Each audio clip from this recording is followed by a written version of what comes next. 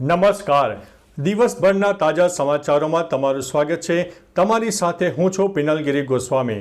સમાચારો વિસ્તારથી જાણીએ એ પહેલા મહત્વના સમાચારો ઉપર એક નજર. નમસ્કાર મિત્રો સ્વાગત છે તમારું અમારી યુટ્યુબ ચેનલમાં. મિત્રો આજે તારીખ 21 માર્ચ 2025 મહત્વની હેડલાઇન્સ ઉપર નજર નાખીએ તો ₹35 કિલો સાડી, વેપારીઓ બન્યા છે લાચાર. વાત છે સુરતની. આગળ વાત થશે પાણી આપોના નારા સાથે વિરોધ વ્યક્ત કરવામાં આવ્યો છે. વાત છે રાજકોટની. આગળ વાત થશે વિધાનસભામાં હર્ષ સંઘવી લાલ ગુમ થયા છે. આગળ વાત થશે રાજ્યમાં 7,612 લુખ્ખા તત્વો જાહેર થયા છે અને યાદી પણ તૈયાર થઈ ગઈ છે. આગળ વાત થશે સુરત શહેરમાં મોટું ઓપરેશન હાથ ધરવામાં આવ્યું છે. ત્યારે વાત થશે મોટો હંગામો, એલર્ટ થઈ જાઓ. આગળ વાત થશે 7 વર્ષની દીકરીએ રેકોર્ડ બનાવ્યો છે. ત્યારે વાત થશે જૂનાગઢ પોલીસની 100 કલાકની મોટી કાર્યવાહી સામે આવી છે. આગળ વાત થશે ડ્રેગન કેપ્સ્યુલની સીટના ભાડામાં તો કરોડો રૂપિયાની જમીનો પણ આવી જાય. આગળ વાત થશે સોશિયલ મીડિયા પર આ પ્રકારની પોસ્ટ કરશો તો તમે જેલ ભેગા થશો. ત્યારે વાત થશે ડોક્ટરની ભરતી અંગેનો સરકારનો હાસ્યાસ્પદ જવાબ સામે આવ્યો છે. આગળ વાત થશે ગેરકાયદેસર દબાણ કરનારાઓની અત્યારે ખેર નથી. હવે મિત્રો સમાચારો વિસ્તારથી. રાજ્યમાં આવારા તત્વોને પાઠ ભણાવવા ખાખી મેદાને છે. જેમાં રાજ્યના અલગ અલગ સ્થળે પોલીસ આવારા તત્વોને શોધીને કાર્યવાહી હાથ ધરશે. દાંતીવાડામાં પોલીસ સ્ટાફના પીઆઈ કેડી બારોટા પોલીસ કાફલા અને સ્થાનિક તંત્રને સાથે રાખીને આવારા તત્વો સામે કાર્યવાહી કરી. દબાણ કરનારને નોટિસ પાઠવીને ચેતવણી આપી. 24 કલાકમાં દબાણ દૂર નહીં થાય તો બુલડોઝર ફેરવીને દબાણો દૂર કરવામાં આવશે. સાથે જ દારૂ વેચનાર પિતા અને પુત્ર સામે કાર્યવાહી કરાઈ છે. મિત્રો અન્ય મહત્વના સમાચારની વાત કરીએ તો ડોક્ટરની ભરતી અંગેનો સરકારનો હાસ્યાસ્પદ જવાબ. રાજ્યની ફક્ત 4 મહત્વની હોસ્પિટલમાં 5,056 જગ્યા ખાલી છે. આ મામલે વિધાનસભામાં એમએલએ ઇમરાન ખેડાવાલાએ સરકારને સવાલ પૂછ્યો હતો કે આ ખાલી પડેલી જગ્યા પર ભરતી ક્યારે થશે. તો સરકારે જવાબ આપ્યો કે ખાલી રહેલી જગ્યા યોગ્ય ઉમેદવારો ઉપલબ્ધ થયેથી ભરવામાં આવશે. રાજ્યની હોસ્પિટલોમાં પૂરતો સ્ટાફ ન હોવાથી દર્દીઓને હાલાકી ભોગવવાનો વારો આવ્યો છે. મિત્રો અન્ય મહત્વના સમાચારની વાત કરીએ તો સોશિયલ મીડિયા પર આ પ્રકારની પોસ્ટ કરશો તો જેલ ભેગા થશો.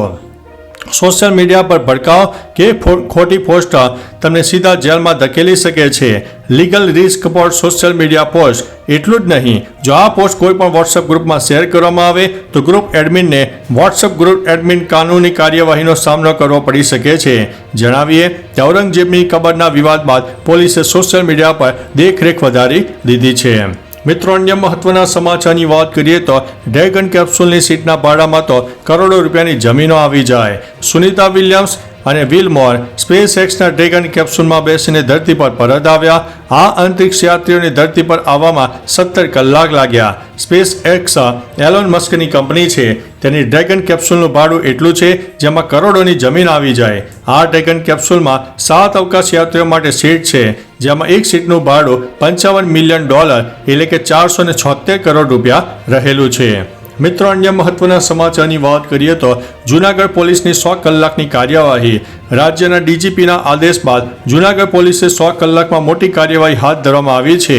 છેલ્લા 100 કલાકમાં 5 આરોપીઓ વિરુદ્ધ પાસા, 41 વિરુદ્ધ હદપારીની દરખાસ્ત, 52 વિરુદ્ધ અટકાયતી પગલાં, 24 ઈસમો ગુજરાતી ટોક હેઠળ જેલમાં ધકેલવામાં આવ્યા છે. દારૂબંધીના 7 કેસ નોંધાયા છે. નશામાં વાહન ચલાવતા 9 લોકો સામે એમવી એક્ટ હેઠળ કાર્યવાહી કરવામાં આવી છે.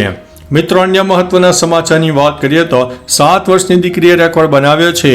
તમિલનાડુના મદુરાઈમાં 7 વર્ષની બાળકી સંયુક્તા નારાયણે ઇતિહાસ રચ્યો છે. સંયુક્તાએ વિશ્વની સૌથી નાની ઉંમરની તાઇકવાન્ડો પ્રશિક્ષક બનીને ઇતિહાસ રચ્યો છે. ગિનીસ વર્લ્ડ રેકોર્ડ વેબસાઇટ અનુસાર સંયુક્તાના માતા અને પિતા મદુરાઈમાં તાઇકવાન્ડો એકેડમી ચલાવે છે. જ્યાં સંયુક્તાએ નાનપણથી જ પોતાની કુશળતા વિકસાવવાનું શરૂ કર્યું અને હવે તે ટ્રેનર બની ગઈ છે. મિત્રો અન્ય મહત્વના સમાચારની વાત કરીએ તો મોટો હંગામો, એલર્ટ જારી કરવામાં આવ્યું છે. પોલીસે ખેડૂત નેતાઓ પંડેર અને ડલ્લેવાલની ધરપકડ કરી છે. જેના વિરોધમાં સંગરૂરમાં બબાલ થઈ. ખેડૂતો અને પોલીસ વચ્ચે ઘર્ષણ થયું. શંભુ અને ખનૌરી સરહદો પર ફોર્સ વધારી દેવામાં આવી છે અને હરિયાણામાં એલર્ટ આપી દેવામાં આવ્યું છે. પંજાબ સરકારે ખેડૂતોને શંભુ અને ખનૌરી સરહદો ખુલ્લી કરવા કહ્યું છે, પરંતુ સરકાર સંમત થઈ ન હતી. ત્યારબાદ ખેડૂત નેતાઓની અટક થઈ હતી. મિત્રો અન્ય મહત્વના સમાચારની વાત કરીએ તો સુરત શહેરમાં મોટું ઓપરેશન. સુરતમાં અંડરવર્લ્ડ સાથે કનેક્શન ધરાવતા અલ્તાફ પટેલના ઘરે ક્રાઇમ બ્રાન્ચનું સર્ચ ઓપરેશન ચાલ્યું હતું. આ ઉપરાંત ગુસ્સી ટોકના આરોપી અને સમગ્ર શહેરમાં માથાભારેની છાપ ધરાવતો સજ્જુ કોઠારીના ઘરના ડિમોલેશનની કામગીરી હાથ ધરવામાં આવી હતી. અલ્તાફ પટેલને પૂછપરછ માટે ક્રાઇમ બ્રાન્ચ લઈ જવામાં આવ્યો હતો.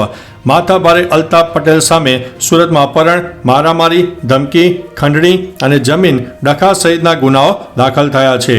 મિત્રો અન્ય મહત્વના સમાચારની વાત કરીએ તો રાજ્યમાં 7,612 લુખ્ખા તત્વો, યાદી તૈયાર છે. પોલીસ વડાના આદેશ બાદ રાજ્યમાં 7,612 અસામાજિક તત્વોની ઓળખ કરવામાં આવી છે, જેમાં અમદાવાદ, ગાંધીનગર, સુરત, વડોદરા, મોરબીના આરોપીઓનો સમાવેશ થાય છે. આ યાદીમાં 3264 બુટલેગરો, 516 જુગારીઓ, 2149 શરીર સંબંધિત ગુનેગારો, 958 મિલકત સંબંધિત ગુનેગારો, 179 માઇનિંગ અને 545 અન્ય અસામાજિક પ્રવૃત્તિઓના ગુનેગારો છે. તમામ સામે હવે કડકમાં કડક કાર્યવાહી થશે. આવનાર દિવસોમાં કાર્યવાહી શરૂ કરવામાં આવનાર છે. મિત્રો અન્ય મહત્વના સમાચારની વાત કરીએ તો વિધાનસભામાં હર્ષ સંઘવી લાલ ગુમ થયા છે. હાલ ચાલી રહેલા વિધાનસભા સત્ર ગૃહમાં રાજ્યમંત્રી હર્ષ સંઘવી દ્વારા આકરા તેવર દેખાયા છે. અસામાજિક તત્વો સામે કાર્યવાહીને લઈને ગૃહમંત્રીએ નિવેદન આપતા કહ્યું છે કે દાદાનું બુલડોઝર ફરી રહ્યું છે અને ફરતું રહેશે.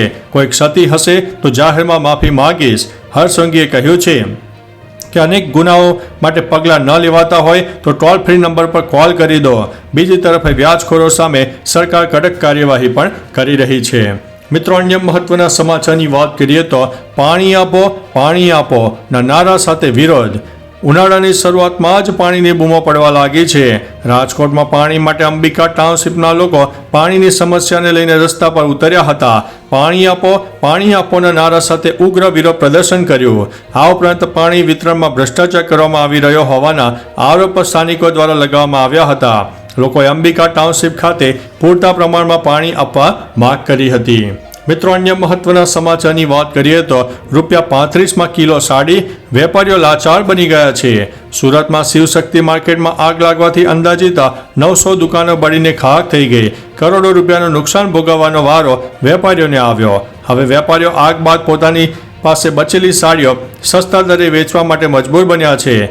વેપારીએ કિલોના ભાવે સાડીનો વેપાર કરી રહ્યા છે, જેમાં ₹35 કિલો સાડી વેચવાનો વારો આવ્યો છે. એટલે કે એક સાડી ₹17.5 વેચવી પડી રહી છે. લાચારીનો ભોગ હવે વેપારીઓ બની રહ્યા છે. તો ચાલો મિત્રો, ફરીથી દેશ અને દુનિયાના સુપરફાસ્ટ સમાચાર લઈને મળતા રહીશું. ત્યાં સુધી અમને રજા આપશો. નમસ્તે.